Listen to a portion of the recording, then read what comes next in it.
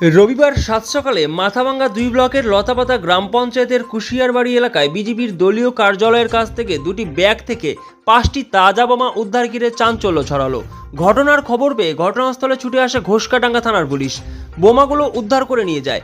বিজেপির মাথাভাঙ্গা বিধানসভা কেন্দ্রের বিধায়ক সুশীল বর্মন অভিযোগ করে বলেন, তৃণমূল কংগ্রেসের সংহতি দিবস রয়েছে, তার আগে এলাকায় সন্ত্রাস ছড়ানোর ও বিজেপি কর্মীদের ফাঁসানোর উদ্দেশ্যে এ কাজ করা হয়েছে। যদিও অভিযোগ অস্বীকার করেছে তৃণমূল নেতৃত্ব। তৃণমূল কোচবিহার যুব সভাপতি কমলেশ অধিকারী মন্তব্য করে বলেন, আগামী ২২ তারিখ মুখ্যমন্ত্রী মমতা বন্দ্যোপাধ্যায় ডাকে যে সংঘবদ্ধ যাত্রার ডাক দেওয়া হয়েছে সেটাকে বন্ধ করার উদ্দেশ্যেই বিজেপির এই চক্রান্ত। বিজেপি সন্ত্রাসের রাজনীতি ভালোবাসে। সংহতি দিবসের সকল ধর্ম বর্ণ নির্বিশেষে মানুষ জনসংযোগে পা মেলাবেন তৃণমূল কংগ্রেসের এই যাত্রাকে রীতিমতো ভয় পাচ্ছে বিজেপি। তাই এলাকায় সন্ত্রাস তৈরি করার উদ্দেশ্যে এই বোমা মজুত করেছিল বিজেপি। পাশাপাশি তিনি পুলিশকে ধন্যবাদ জানিয়ে বলেন, দ্রুত এবং উদ্ধারের ঘটনায় সন্ত্রাস কিছুটা এড়ানো গেল। তৃণমূল কংগ্রেস সংহতি দিবসের নামে একটা আতঙ্ক ছড়ানোর চেষ্টা করতেছে।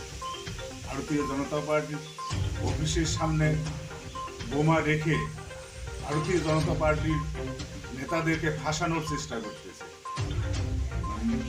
এলাকায় সন্ত্রাস ছড়ানোর চেষ্টা করতেছে। তৃণমূল কংগ্রেসের এছাড়া আর অন্য কিছু কাজ নেই।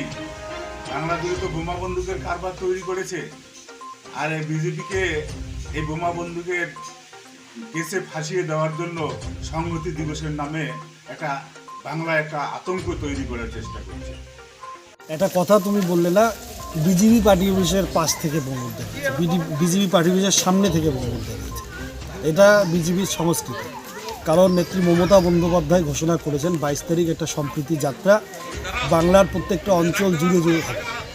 সেই সম্প্রীতি যাত্রা, যে যাত্রায় সর্বধর্মের মানুষ হাঁটবে, যে যাত্রায় সর্বধর্মের মানুষ সামিল হবে, সেই যাত্রাটা কীভাবে আটকানো যায় তার চেষ্টা বিজেপি করছে। এটা বিজেপির সংস্কৃতি। একজন সাংসদ রয়েছেন আমাদের কোচবিহার জেলায়, যিনি সবথেকে বেশি এই বোম বন্দুকের কারবারটা করেন। আমরা দেখেছি বিভিন্ন সময় দিনহাটা এই সাংসদের নেতৃত্বে এই বোম বন্দুক নিয়ে বিজেপির নেতা কর্মীরা সেখানে ঝাঁপিয়ে পড়েছেন তৃণমূল কংগ্রেস কর্মীদের উপর। বিভিন্ন সময় কয়েকদিন আগে আপনারা দেখবেন দিনহাটায় গণ্ডগোল হয়েছে, সেখানে ঘোষকাডাঙ্গা থেকে শুরু করে জেলার বিভিন্ন প্রান্ত থেকে যারা দুষ্কৃতী তারা গিয়ে উপস্থিত হয়েছিলেন। তারা অনেক দিন জেলের ভিতরেও ছিলেন।